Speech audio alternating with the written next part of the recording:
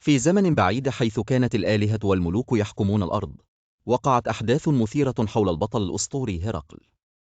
هرقل المغوار كان معروفا بقوته وشجاعته، ولكن هذه المهمة كانت من أعظم وأخطر المهام التي واجهها.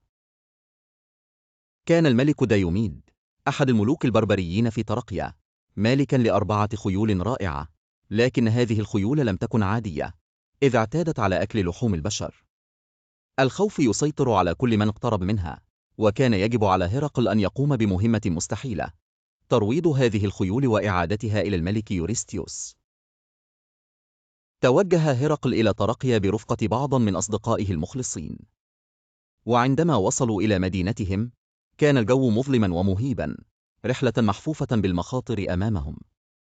اقتربوا بحذر من اسطبلات الخيول، حيث يقال إن الملك دايوميد قد خطط لتوجيهها نحو الأعداء الذين حاولوا الهجوم عليه.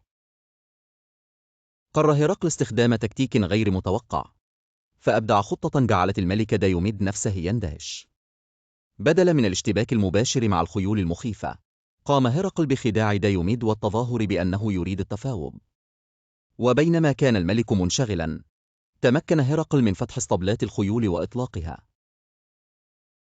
هرعوا الخيول في الفلات البرية، وهنا بدأ العقبة الحقيقية أمام هرقل. عبر توجيه وإظهار القوة والسيطرة، استطاع هرقل أن يكسب ثقة الخيول وقيادتها عبر الأراضي الوعرة بمجرد النظر وقوة حضوره المهيب. وبعد رحلة شقة، عاد هرقل بالخيول إلى الملك يوريستيوس الذي لم يكن يتخيل أنه سيشهد هذا المشهد. تأثر الملك بشدة من نجاح المهمة واعترف ببطولة هرقل. عاد هرقل يحمل الحلول والدهاء، موضحا ولأول مرة أن القوة ليست مجرد عضلات، بل تتطلب أيضا حكمة وشجاعة في اتخاذ القرارات الصعبة.